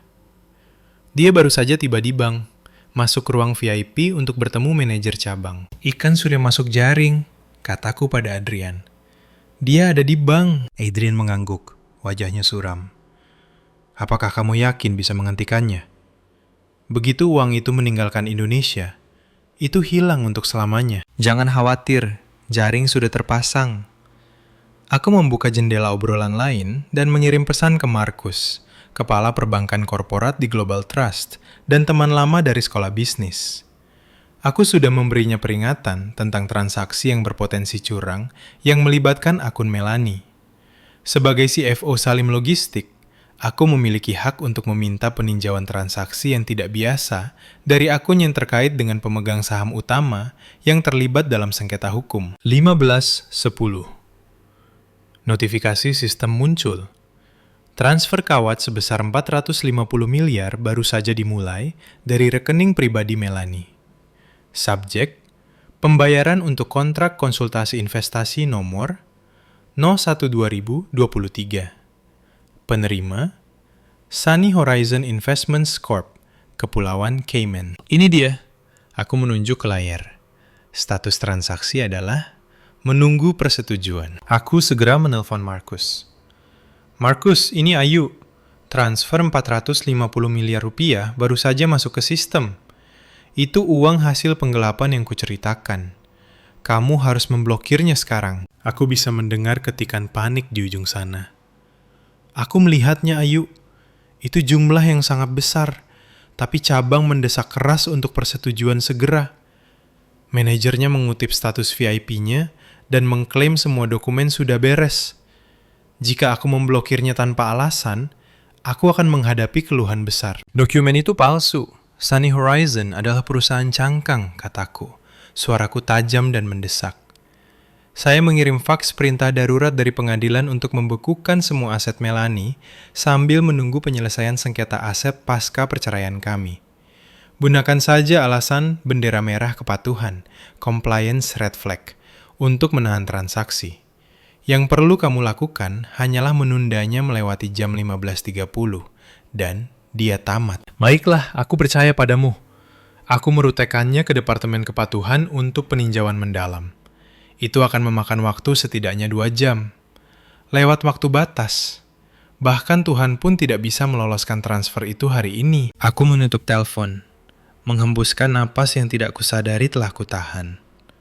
Di layarku, status transaksi berubah dari menunggu persetujuan menjadi dalam peninjauan. Di ruang VIP bank, aku bisa membayangkan kekacauannya. Melanie pasti duduk seperti di atas duri. Sekarang pukul 15.20. Hanya tinggal 10 menit. Berta mengirim pesan lagi. Dia berteriak pada staf bank, menuntut bicara dengan CEO. Wajahnya merah padam. Aku membalas pesan. Biarkan dia berteriak, CEO sedang rapat denganku sekarang. Tidak ada rapat tentu saja, tapi aku tahu protokol bank. Begitu transaksi ditandai sebagai risiko tinggi, tidak ada yang berani menyetujuinya, terutama dengan peraturan anti pencucian uang yang begitu ketat. 15.30. Sistem SWIFT ditutup untuk hari itu. Transfer Melanie secara resmi ditolak dengan alasan yang dikutip sebagai transaksi memerlukan dokumentasi tambahan yang memverifikasi sumber dana legal. Uang itu masih di rekeningnya, tetapi sekarang dibekukan. Dia tidak bisa mentransfernya. Dia tidak bisa menariknya. Uang itu terperangkap. Hadwin menatapku dengan kekaguman murni. Dia berdiri, menuangkan 2 gelas anggur, dan menyerahkan 1 padaku. Selamat, nokaut yang sempurna. Kamu tidak hanya menyelamatkan uangnya, tapi kamu sudah memotong rute pelariannya. Aku memutar gelas. Cairan merah berkilau seperti darah musuh. Ini belum berakhir. Ketika seekor binatang terpojok, dia akan berbalik menyerang jenisnya sendiri. Melanie baru saja kehilangan 450 miliar rupiah. Orang pertama yang akan dia salahkan adalah Bayu. Mari kita duduk dan tonton babak selanjutnya. Persis seperti yang kuprediksi, kegagalan di bank membuat Melanie mengamuk. Dia tidak percaya rencana pelariannya yang sempurna telah digagalkan pada detik terakhir oleh masalah teknis. Saat dia menyerbu keluar dari bank, dia mendapat telepon dari Bayu. Mantan suamiku dalam keadaan lebih putus asa dari sebelumnya. Setelah menandatangani asetnya kepadaku, dia diburu oleh rentenir tempat dia meminjam untuk mendanai judinya. Mereka telah mengepung rumah orang tuanya di Jawa Tengah, dan dia bersembunyi di motel murah, menelpon Melanie sebagai tali penyelamat terakhirnya. Melanie, kamu harus membantuku. Suara Bayu panik. Mereka mengancam akan membunuh seluruh keluargaku jika aku tidak membayar mereka 7,5 miliar rupiah malam ini. Tolong, pinjamkan aku sesuatu. Aku akan menjadi budakmu seumur hidup. Aku akan membayarmu kembali. Melanie, yang sudah mendidih karena uangnya yang beku, meledak. Diam, dasar idiot tak berguna. Teriaknya ke telepon. Semua jejak lapisan kecanggihannya hilang. Aku sendiri dalam masalah besar. Mantan istrimu yang menyedihkan berhasil membekukan rekeningku. Kamu parasit tak berharga. Jika kamu tidak sebodoh itu bercerai begitu cepat, dia tidak akan punya daya ungkit untuk melakukan ini. Apa yang kamu bicarakan? Bayu tertegun. Apa hubungannya Ayu dengan ini? Tanya dia sendiri. Dia yang memblokir transfer uangku. Kamu dan dia sama saja. Jangan pernah menelponku lagi. Melanie menutup telepon dan memblokir nomornya. Dia masuk ke mobilnya dan memerintahkan sopir ke rumah pribadinya, tempat dia menyimpan barang-barang berharga yang tersisa. Perhiasan, berlian. Dia harus mencari jalan keluar lain, mungkin lewat darat atau laut. Di ujung lain telepon, Bayu menjatuhkan ponselnya. Harapan terakhirnya hilang. Dia merosot ke lantai kamar motel yang kotor, dikelilingi cangkir mie instan kosong. Dia telah kehilangan segalanya. Istrinya, rumahnya, karirnya, dan sekarang selingkuhannya. Wanita yang dia pikir akan menjadikannya raja. Dari lorong, dia mendengar langkah kaki berat dan teriakan marah. "Bayu, di mana kau? Keluar! Kau tidak bisa sembunyi dari kami selamanya." Ketakutan, Bayu melihat keluar jendela. Lantai 3. Tidak cukup tinggi untuk membunuhnya, tapi cukup tinggi untuk mematahkan kakinya. Tidak ada jalan keluar. Dalam keputusasaannya, sebuah ide pengecut yang akrab muncul. Pura-pura cedera untuk menghindari tanggung jawab. Dia mengambil pisau buah kecil dari meja dan membuat sayatan dangkal di pergelangan tangannya, cukup untuk mengeluarkan darah tapi tidak mengancam nyawa. Kemudian dia berbaring di lantai dan berpura-pura kejang. Dia tahu jika dia dilarikan ke IGD, para rentenir tidak akan berani membuat keributan di rumah sakit, dan polisi harus terlibat. Ketika preman menendang pintu, mereka menemukannya terbaring di genangan darah. Sebagian besar saus tomat dari paket mie yang dia oleskan pada dirinya sendiri untuk efek dramatis. Panik memikirkan tuduhan pembunuhan, mereka melarikan diri. Pemilik motel bergegas masuk, melihat pemandangan itu, dan segera menelpon ambulans. Bayu dibawa ke rumah sakit terdekat. Dia berbaring di brankar, mata terpejam rapat, tapi telinganya terbuka, mendengarkan. "Aku aman," pikirnya. Setidaknya untuk malam ini. Tapi dia tidak tahu bahwa berita percobaan bunuh dirinya telah disampaikan kepadaku oleh orang-orang Adrian hampir seketika. Dia bersandiwara, kataku, menonton rekaman keamanan motel di tabletku. Cara dia mengoleskan saus tomat di lengannya benar-benar menyedihkan. "Apa yang ingin kamu lakukan?" tanya Adrian, membetulkan dasinya. "Mengunjungi teman lama. Kita harus. Bagaimanapun, kami menikah selama 10 tahun. Selain itu, saya perlu memberikan resep terakhir untuk menyembuhkannya dari delusinya." Ruang gawat darurat berbau antiseptik yang kuat. Bayu berbaring di tempat tidur. Pergelangan tangannya diperban, masker oksigen di wajahnya. Dia berpura-pura koma, tapi aku melihat monitor jantung berbunyi stabil, bahkan sedikit cepat karena cemas. Adrian dan aku masuk. Aku berpakaian serba hitam, membawa buket bunga krisan putih, bunga untuk pemakaman. Adrian di sampingku memegang tas kerja kulit hitam. Seorang perawat mencoba menghentikan kami, tetapi Adrian menunjukkan kartu donatur rumah sakit. Salim Logistik adalah donatur utama. Perawat menundukkan kepalanya dan diam-diam pergi, menutup pintu di belakangnya. Aku berjalan ke sisi tempat tidur dan meletakkan bunga putih di meja nakas. Bunyi klik sepatu hak tinggiku di lantai linoleum adalah satu-satunya suara. "Berhenti berpura-pura, Bayu. Aktingmu buruk sekali," kataku tenang. Dia tetap diam, tetapi kelopak matanya bergetar. Dia mencoba bertahan lebih lama dariku. "Baiklah, jika kamu tidak mau bangun, aku akan bicara dengan mayat saja," kataku menarik kursi. "Dokter bilang luka di pergelangan tanganmu dangkal, 3 jahitan. Tapi penyakit pengecut yang kamu derita, tidak ada obat untuk itu." Mengetahui sandiwara sudah berakhir, Bayu perlahan membuka matanya dan melepas masker oksigen. Dia memelototi Adrian dan aku dengan campuran kebencian dan ketakutan. "Apa yang kalian berdua lakukan di sini? Datang untuk melihat apakah aku sudah mati? Kematianmu akan terlalu mudah bagimu." Adrian angkat bicara dari kaki tempat tidur. "Kami datang untuk membawakanmu kabar baik. Rentenir yang mengejarmu, polisi menggerebek seluruh operasi mereka tadi malam." Mata Bayu berbinar. "Benarkah? Jadi, aku aman?" "Aman dari mereka." Aku tersenyum. Senyum yang dulu disebut Bayu seperti malaikat, sekarang setajam pisau bedah. Tapi tidak dari hukum. Aku mengangguk pada Adrian. Dia membuka tas kerjanya dan mengeluarkan dokumen dengan segel resmi Direktorat Jenderal Pajak. Ini adalah pemberitahuan resmi penyelidikan kriminal terhadap konstruksi Bayu Karya atas penggelapan pajak. Jumlah totalnya, termasuk denda untuk faktur palsu, mencapai hampir 75 miliar rupiah. Penyelidik sudah memiliki bukti yang cukup bahwa kamu membeli faktur palsu dari jaringan perusahaan cangkang yang dijalankan oleh keluarga Melani. Bayu terduduk tegak, melupakan rasa sakit di pergelangan tangannya. Tidak, itu bukan hanya aku.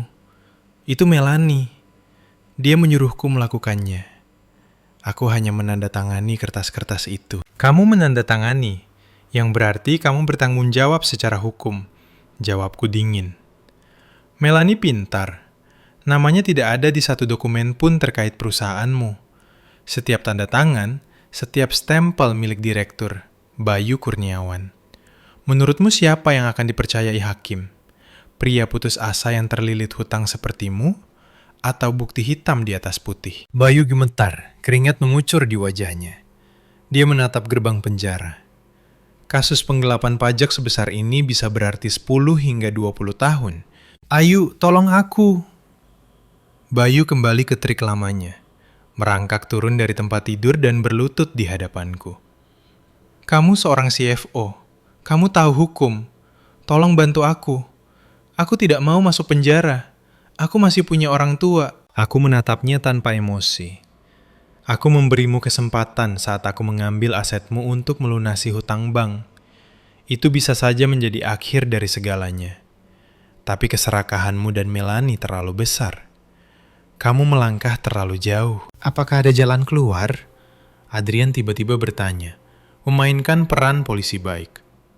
Jika kamu bekerja sama dengan penyelidikan, memberikan pengakuan penuh, dan memberikan bukti melawan dalang yang sebenarnya, kamu mungkin menerima kesepakatan pembelaan, hukuman yang lebih ringan. Bayu berpegang pada tali penyelamat ini. Dia menoleh ke Adrian mengangguk panik. Aku akan bicara. Aku akan memberitahu mereka semuanya. Aku menyimpan buku besar pribadi, buku catatan yang merinci setiap pembagian uang tunai dengan Melani. Dia menyuruhku menuliskannya untuk catatannya. Aku menyembunyikannya di brankas di rumah orang tuaku. Adrian dan aku saling bertukar pandang. Ini dia, bukti pamungkas. Buku besar itu akan menjadi paku terakhir di peti mati Melani. Bagus sekali, kataku berdiri. Kamu istirahat saja di sini. Penyelidik akan segera tiba untuk mengambil pernyataanmu. Ingat untuk jujur. Itu satu-satunya jalan keluarmu. Kami berjalan keluar dari kamar rumah sakit. Bayu duduk di lantai dengan linglung. Dia tahu, hidupnya seperti yang dia tahu sudah berakhir. Tetapi setidaknya dia punya kesempatan untuk menyeret Melani jatuh bersamanya. Di lorong, Adrian memegang tanganku dan meremasnya lembut. Kamu brilian. Satu gerakan, dua tangkapan. Kamu berurusan dengan Bayu dan mendapatkan bukti untuk menyingkirkan Melani selamanya. Itu usaha tim, kataku. Menarik tanganku kembali untuk merapikan rambut.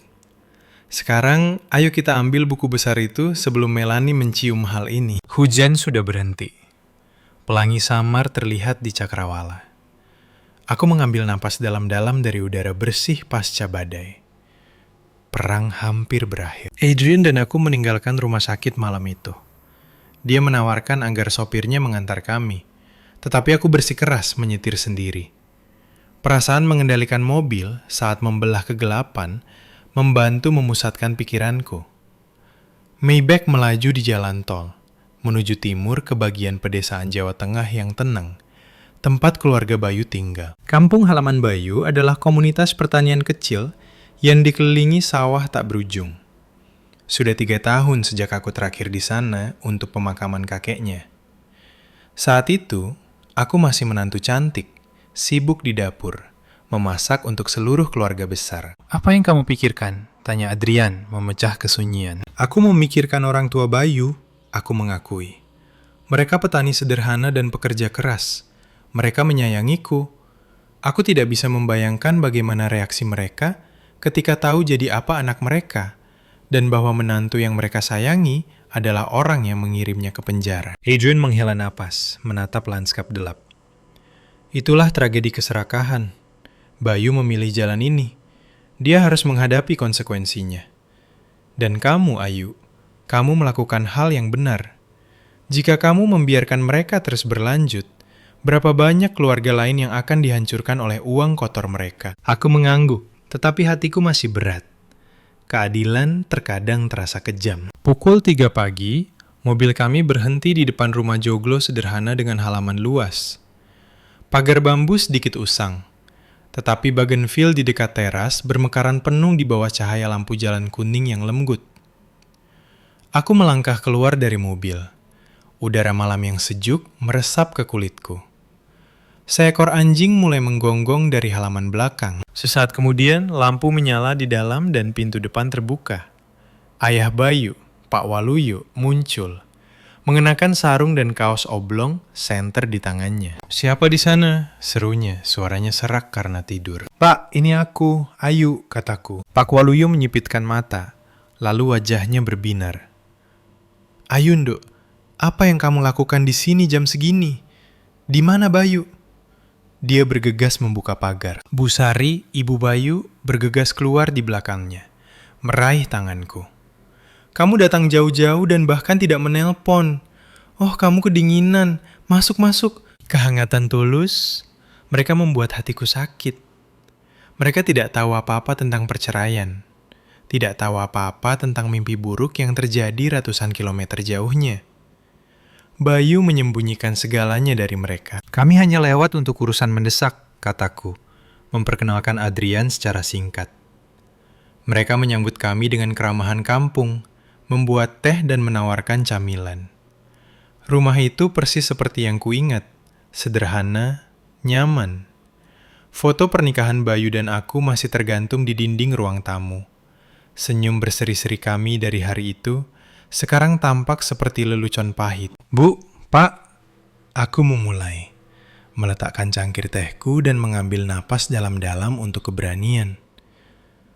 "Maafkan saya tidak di sini untuk kunjungan sosial. Saya di sini untuk mengambil sesuatu yang disembunyikan Bayu di berangkas Bapak." Pak Waluyo tampak terkejut. Sesuatu yang dia sembunyikan? Dia cuma bilang berangkas itu untuk surat-surat properti. "Dia menyembunyikan bukti kejahatan, Pak," kataku, memutuskan bahwa keterus-terangan adalah satu-satunya cara. Bayu terlibat dalam urusan bisnis ilegal, penggelapan pajak, dan pencucian uang. Pihak berwenang sedang menyelidiki. Jika saya tidak bisa memberikan bukti ini kepada mereka dan memohon keringanan, dia bisa dipenjara untuk waktu yang sangat lama. Bu Sari menjatuhkan cangkir tehnya dan pecah di lantai. Dia mencengkeram tepi meja, gemetar. "Apa yang kamu katakan? Bayu kami. Dia anak yang baik. Dia sudah berubah." "Bu, dia bergaul dengan orang yang salah. Dia diserakah. Tolong percaya padaku. Aku satu-satunya yang bisa membantunya saat ini." Pak Waluyo menatapku. Mata tuanya yang baik dipenuhi rasa sakit yang tak tertahankan. Dia mengenalku. Dia tahu aku tidak akan berbohong. Dia berdiri diam-diam dan pergi ke kamar tidur.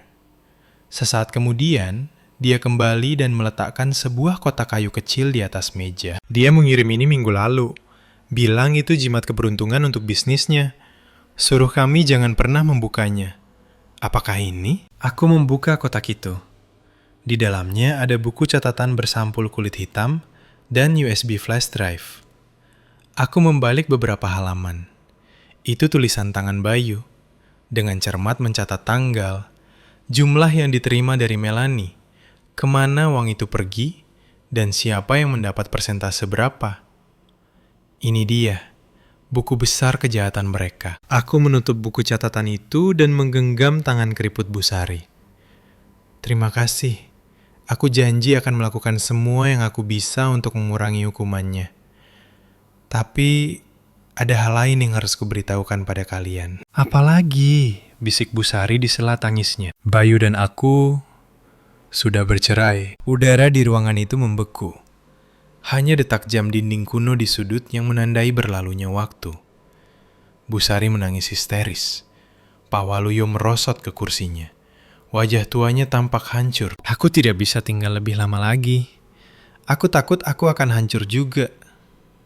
Aku meninggalkan amplop berisi uang tunai di atas meja. Gaji bulan pertamaku dari Salim. Tolong ambil ini untuk biaya bapak dan ibu. Saya harus pergi sekarang untuk mengejar waktu. Adrian, dan aku berjalan cepat ke mobil. Isak tangis Busari yang memilukan bergema di malam yang sunyi. Begitu di dalam, aku membenamkan wajahku di setir dan akhirnya membiarkan air mata jatuh. Keluarkan saja, kata Adrian, meletakkan tangan lembut di bahuku. Kamu sudah melakukan semua yang kamu bisa. Aku menangis sampai air mataku habis. Untuk akhir pernikahan 10 tahun. Untuk 2 orang tua yang tidak bersalah. Dan untuk kenaifanku sendiri yang hilang. Saat cahaya pertama fajar menyingsing di cakrawala, aku menyeka mataku dan menyalakan mobil. Ayo pulang, Adrian. Kita punya janji dengan polisi. Melanie tidak akan lolos. Pukul 8 pagi hari Senin, markas besar Salim Logistik dikelilingi oleh mobil polisi dan van berita. Kisah skandal pencucian uang miliaran rupiah telah bocor. Sebagian tentu saja, karena info dari tim PR Adrian. Adrian dan aku menonton dari kantornya, memantau pemandangan di kamera keamanan. Apakah bukti sudah diserahkan ke pihak berwenang? Adrian bertanya pada kepala penasihat hukumnya melalui telepon. Sudah diserahkan jam 6 pagi ini, Pak. Kepala Divisi Kejahatan Ekonomi meninjaunya secara pribadi dan menandatangani surat perintah darurat untuk penangkapan Nona Melanie. Bagus. Dan Bayu Kurniawan? Dia sedang dipindahkan dari rumah sakit ke pusat penahanan saat kita berbicara. Aku melihat keluar jendela ke awan badai yang berkumpul di atas kota. Badai hukum akhirnya mendarat. Sementara itu di rumah mewah Melanie di kawasan elit, kekacauan terjadi. Setelah malam tanpa tidur, Melanie dengan panik menjejakkan perhiasan, jam tangan dan uang tunai ke dalam koper besar. Dia bisa merasakan jaring menutup. Tidak dapat memindahkan uangnya melalui bank, dia menggunakan rencana cadangannya. Melarikan diri lewat laut, lalu terbang ke Eropa. Dia sudah membayar penyelundup 750 juta rupiah untuk mengaturnya. Cepat! Bentaknya pada pembantunya. Lupakan tas Hermes. Ambil saja berliannya. Bel pintu berbunyi, tajam dan mendesak. Melanie melompat, menjatuhkan cincin berlian. Dia melihat ke monitor keamanan. Polisi. Lusinan petugas bersenjata lengkap ada di gerbangnya. Seorang komandan dengan megafon memerintahkannya untuk membuka gerbang dan bekerja sama. Melanie, kami memiliki surat perintah penangkapan Anda. Wajah Melanie memucat. Dia berlari ke pintu belakang yang mengarah ke dermaga pribadi di sungai tempat speedboat menunggu. Tapi dia salah perhitungan. Adrian dan aku sudah mengantisipasi ini. Ketika Melanie membuka pintu belakang, dia membeku. Berdiri di sana menghalangi jalannya bukanlah tukang perahu sewaannya, tetapi 2 agen federal berwajah muram. Mau pergi kemana, Nona Melanie? Tanya salah satu dari mereka dengan datar. Melanie tersandung ke belakang, menjatuhkan koper. Uang tunai dan permata tumpah di teras. Dia berbalik untuk lari kembali ke dalam. Tetapi tim taktis sudah mendobrak gerbang depan dan mengerumuni rumah. Terjebak! Melanie berteriak putus asa. Aku tidak bersalah. Kalian tidak bisa melakukan ini. Ini jebakan. Aku mau pengacaraku. Seorang petugas dengan dingin membacakan hak-haknya dan memborgol pergelangan tangannya. Ratu logistik yang dulunya berkuasa, sekarang berantakan dan kalah dibawa pergi. Gambarnya yang ditangkap oleh lusinan lensa telefoto disiarkan ke seluruh negeri dalam waktu 1 jam. Harga saham perusahaan manapun yang terkait dengan keluarganya anjlok. Aku mematikan televisi. Sudah berakhir, ponselku bergetar. Pesan dari nomor tak dikenal, tapi aku tahu itu Berta. Terima kasih, Nyonya Salim. Saya melihat beritanya. Seperti yang dijanjikan, saya akan menghilang dari kota ini. Aku menghapus pesan itu. Berta hanyalah korban lain dari keserakahan dan kelemahan. Aku tidak punya keinginan untuk pembalasan lebih lanjut. Adrian menuangkan 2 gelas anggur dan menyerahkan 1 padaku. Untuk keadilan, aku mendentingkan gelasku ke gelasnya. Tapi aku tidak merasakan kegembiraan yang kuharapkan. Kemenangan ini terasa seperti air mata Busari dan kepahitan pengkhianatan.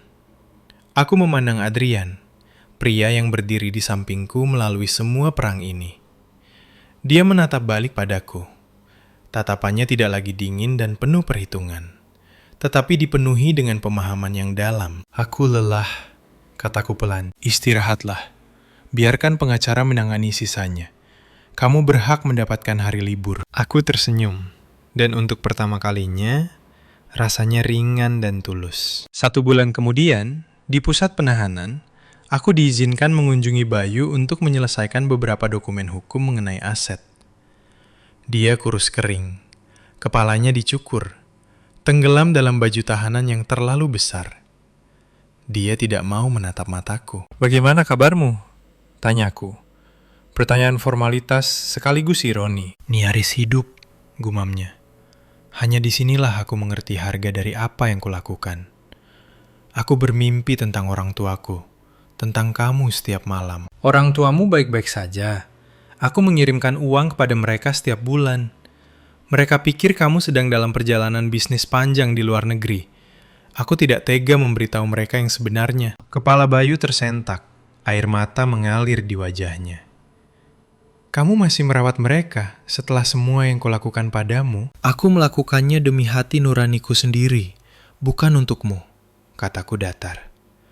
Mereka orang baik. Mereka tidak pantas menerima ini. Aku mendorong dokumen melalui celah di partisi kaca. Ini adalah penyelesaian perdata. Tanda tangani. Aku akan menggunakan aset yang kamu transfer kepadaku untuk melunasi kewajiban pajak dan denda. Itu akan dianggap sebagai faktor yang meringankan. Hukumanmu bisa dikurangi dari 15 tahun menjadi mungkin 7 atau 8. Bayu mengambil pena, tangannya gemetar. Dia menatapku. Kenapa? Kenapa kamu membantuku? Kamu seharusnya membenciku. Aku memang membencimu, kataku, menatap lurus ke matanya dengan setiap serat keberadaanku. Tapi aku tidak ingin menyimpan uang kotor itu. Aku ingin menghapus setiap jejakmu dari hidupku, sehingga aku bisa memulai lagi dengan lembaran bersih. Anggap ini sisa terakhir dari kesusilaan yang bisa kutawarkan kepada pria yang pernah kupanggil suamiku. Bayu membenamkan kepalanya di lengannya dan terisak seperti anak kecil. Dia menandatangani kertas itu. Tanda tangannya kabur oleh air mata. Meninggalkan ruang kunjungan, aku bertemu dengan pengacara Melanie. Dia menggelengkan kepalanya dengan lelah ketika melihatku. Bagaimana dia? Tanyaku. Kacau. Dia masih menolak untuk mengaku. Hanya berteriak tentang menuntut Anda dan Pak Salim. Tapi bukti di buku besar dan kesaksian Bayu sangat kuat. Dia menghadapi hukuman seumur hidup karena mendalangi seluruh skema. Semua asetnya dibekukan. Tidak ada yang bisa menyelamatkannya sekarang. Aku mengangguk dan berjalan pergi. Melanie dan Bayu, 2 orang yang bersekongkol untuk menghancurkanku, sekarang saling mencabik di penjara. Aliansi jahat mereka telah hancur. Melangkah keluar dari pusat penahanan, aku disambut oleh sinar matahari yang cemerlang. Adrian sedang bersandar di mobilnya, menungguku. Di tangannya ada boba, minuman kesukaanku. Sesuatu yang pernah kusebutkan sekilas sekali. Semua selesai? Tanyanya, menyerahkan minuman itu padaku. Semua selesai. Beban telah terang. Kalau begitu, ayo pulang. Ada rapat pemegang saham utama sore ini. CFO tidak boleh absen. Aku menyesap teh manis dingin itu panjang-panjang. Rasanya membasuh kepahitan masa lalu. Ya, ayo pulang sayang. Itu pertama kalinya aku memanggilnya begitu tanpa terasa, seperti bagian dari sandiwara. Mungkin setelah badai, langit benar-benar menjadi cerah. Dan setelah semuanya rusak, kamu belajar menghargai apa yang kamu miliki. Sidang berakhir 6 bulan kemudian. Itu adalah sirkus media. Aku duduk di galeri di sebelah Adrian. Di kotak terdakwa, Melanie dan Bayu berdiri berjauhan, menolak untuk saling memandang. Melanie tampak lesu dan tua. Rambutnya beruban. Dia menyangkal segalanya, menyalahkan semua orang kecuali dirinya sendiri. Bayu sebaliknya, mengakui segalanya, meminta maaf, dan menerima nasibnya. Vonis dijatuhkan. Melanie, penjara seumur hidup, karena penggelapan dan pencucian uang dengan penyitaan semua aset. Bayu, 8 tahun karena penggelapan pajak dan konspirasi. Hukumannya dikurangi karena kerjasama dan restitusinya. Ketika hakim membacakan hukuman, Melanie pingsan sambil meratap. Bayu hanya menundukkan kepalanya. Dia menatapku untuk terakhir kalinya. Matanya dipenuhi penyesalan dan rasa terima kasih yang aneh. Aku memberinya sedikit anggukan. Perpisahan terakhir untuk masa lalu kami. Saat kami meninggalkan gedung pengadilan, dikelilingi oleh kamera yang berkedip, Adrian memegang tanganku. Ini benar-benar berakhir, katanya. Yah, apa yang kamu tanam, itu yang kamu tuai. Jawabku. Kami melangkah keluar ke bawah sinar matahari yang menyilaukan. Misi selesai. Para pengkhianat telah dihukum. Tetapi alih-alih kegembiraan, aku merasakan kekosongan yang luas. Aku memandang Adrian. Dia telah menjadi gunung bagiku melalui semua ini. Tapi sekarang, setelah musuh bersama kami pergi, apa alasan kami harus tetap bersama? Aku ingin pulang dan istirahat, kataku pelan. Tentu saja, aku akan mengantarmu. Perjalanan mobil itu sunyi. Pikiranku sudah berpacu. Sudah waktunya untuk melaksanakan klausul terakhir kontrak kami. Seminggu setelah persidangan, aku menghabiskan pagi di kantor memberikan sentuhan akhir pada dokumen serah terimaku. Semuanya dalam urutan yang sempurna. Pada siang hari, aku membuka laci mejaku dan mengeluarkan amplop putih.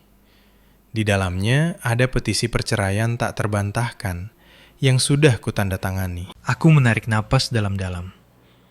Ini kesepakatan kami. Pernikahan ini adalah pengaturan bisnis. Sekarang setelah bisnis selesai, aku tidak punya alasan untuk terus mengikat Adrian. Dia pantas mendapatkan istri yang datang padanya karena cinta, bukan balas dendam. Aku berjalan ke kantornya. Dia sedang melakukan panggilan video dengan mitra internasional. Dia memberi isyarat agar aku menunggu. Aku duduk di sofa yang sudah kukenal, mengamatinya. Fokus, ketegasan, kecerdasan yang tajam. Semuanya menjadi begitu berharga bagiku.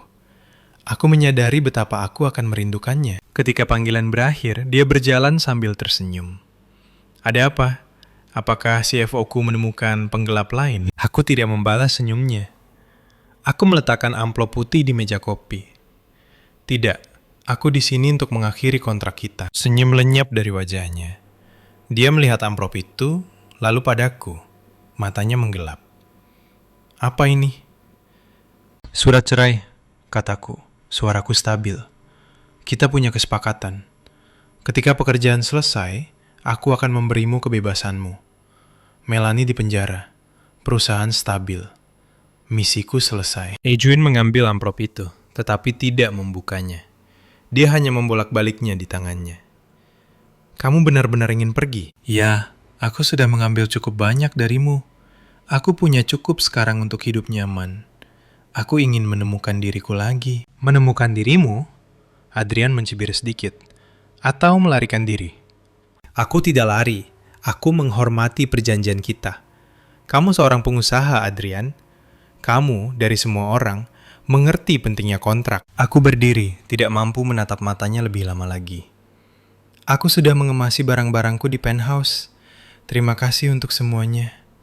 Selamat tinggal. Aku berbalik dan berjalan pergi. Setiap langkah terasa seperti dibebani timah. Aku menunggunya mengatakan sesuatu, memintaku untuk tinggal. Tetapi yang kudengar hanyalah keheningan yang memekakkan telinga. Aku menutup pintu di belakangku, dan air mata mulai jatuh. Aku pindah kembali ke kondominium kecil yang kubeli dengan uangku sendiri. Selama 3 hari, aku mencoba melanjutkan kehidupan normal. Yoga, belanja, bertemu teman. Tetapi pikiranku berantakan. Aku terus memeriksa ponselku. Tidak ada. Adrian tidak pernah menelpon. Pada hari keempat, bel pintuku berbunyi. Aku melihat melalui lubang intip dan jantungku melompat ke tenggorokan. Itu Adrian. Aku membuka pintu. Dia tampak lelah, tetapi tetap rapi dalam setelan jasnya. Dia berjalan lurus melewatiku ke dalam apartemen. Apa yang kamu lakukan di sini? Tanyaku, mencoba terdengar kuat. Apakah kamu menandatangani surat-surat itu? Dia tidak menjawab. Dia mengeluarkan petisi perceraian dari saku jasnya. Di depanku, dia merobeknya menjadi 2, lalu 4, lalu meremas potongan-potongan itu di tinjunya. Apa yang kamu lakukan? Aku tersentak. Membatalkan pemutusan hubungan kerja, katanya datar. Sebagai pimpinan, saya tidak menyetujui pengunduran diri ini. Ini konyol. Ini pernikahan kita, bukan perusahaan. Dia melangkah lebih dekat, memojokkanku ke dinding. Begitu dekat hingga aku bisa merasakan kehangatan memancar darinya. Bagiku, keduanya sama saja. Dengarkan aku, Ayu. Asetku bernilai triliunan. Pembukuanku adalah mimpi buruk. Aku punya ribuan karyawan. Aku tidak bisa mengelolanya sendirian. Kamu adalah satu-satunya orang yang tahu setiap sudut perusahaan ini. Satu-satunya orang yang aku percayai sepenuhnya. Apakah kamu benar-benar akan meninggalkan kapal sekarang dan membiarkanku menangani kekacauan ini? Kamu bisa menyewa CFO lain, bisikku. Aku bisa menyewa CFO. Aku tidak bisa menyewa istri, katanya, matanya membakar mataku. Aku tidak butuh piala untuk dipajang di rumah. Aku butuh mitra. Seseorang yang cukup kuat untuk berdiri di sampingku, cukup pintar untuk menantangku, dan cukup kejam untuk melindungi keluarga ini bersamaku. Orang itu adalah kamu. Tapi kita mulai dengan kontrak. Kontrak yang paling sukses, potongnya, adalah kontrak yang ingin diperbarui kedua belah pihak seumur hidup. Aku ingin memperbarui kontrak pernikahan ini denganmu, Ayu. Jangka waktu tidak terbatas. Bagi hasil 50/50, aku akan menanggung semua risiko. Apakah kamu akan tanda tangan? Itu adalah ngamaran yang paling brutal pragmatis, seperti hiu, dan sangat romantis yang pernah kudengar. Itu tidak berbunga-bunga, tetapi itu menggerakkanku lebih dari kata-kata manis manapun. Dia tidak mengatakan dia mencintaiku. Dia mengatakan aku tak tergantikan. Aku menunduk melihat kertas yang robek di lantai, lalu kembali menatapnya. Kamu pria yang cerdik, mendapatkan CFO dan istri tanpa biaya rekrutmen. Dia tersenyum, senyum yang langka dan cemerlang. Aku seorang investor. Aku tidak pernah membiarkan kesepakatan terbaik dalam hidupku lolos. Dia membungkuk dan mencium keningku. Ayo pulang, Ayu. Penthouse dingin tanpamu. Aku tidak bisa tidur. Aku pindah kembali ke penthouse di tepi sungai. Kali ini, aku bukan tamu atau aktris. Aku adalah nyonya rumahnya. Dan aku adalah mitra Adriana. Hidup kami bukan film romantis. Kami adalah dua pecandu kerja. Makan malam kami sering diisi dengan perdebatan berapi-api tentang strategi bisnis. Tetapi di bawah pragmatisme itu ada ikatan yang tak terputuskan. Suatu malam kami duduk di balkon menghadap ke cahaya kota Jakarta. Aku menyandarkan kepalaku di bahunya, merasakan kedamaian yang mendalam. Kamu tahu, kataku pelan. Dulu aku berpikir kebahagiaan berarti mengorbankan segalanya untuk suami. Sekarang aku tahu, kebahagiaan sejati adalah menjadi diri sendiri, dihormati, dan menaklukkan ketinggian baru dengan orang yang kamu cintai. Adrian meremas bahuku. Kamu mengajariku bahwa seorang wanita bisa menjadi pejuang paling cemerlang. Terima kasih sudah berjalan ke kafe itu. Terima kasih sudah menyetujui kontrak gilaku. Dan terima kasih, aku tertawa, karena tidak menandatangani surat ceraiku. Tidak akan pernah, katanya, mencium rambutku. Aku hiu. Begitu aku menggigit, aku tidak pernah melepaskannya. Ponselnya bergetar. Dia meliriknya dan tersenyum. Laporan kuartalan sudah masuk. Keuntungan naik 30%. Semua berkat istriku. Jadi, apa bonusku? Tanyaku main-main. Kamu mendapatkanku seumur hidupku. Apakah itu cukup? Aku tertawa, hatiku penuh. Masa lalu yang menyakitkan adalah kenangan yang jauh. Bayu dan Melanie sedang membayar hutang mereka kepada masyarakat, dan aku memegang kebahagiaanku sendiri. Kebahagiaan nyata yang dibangun bukan di atas pengorbanan, tetapi di atas kecerdasan, kekuatan, dan cinta yang dewasa dan tangguh. Kontrak pernikahan yang lahir dari balas dendam telah menjadi komitmen seumur hidup.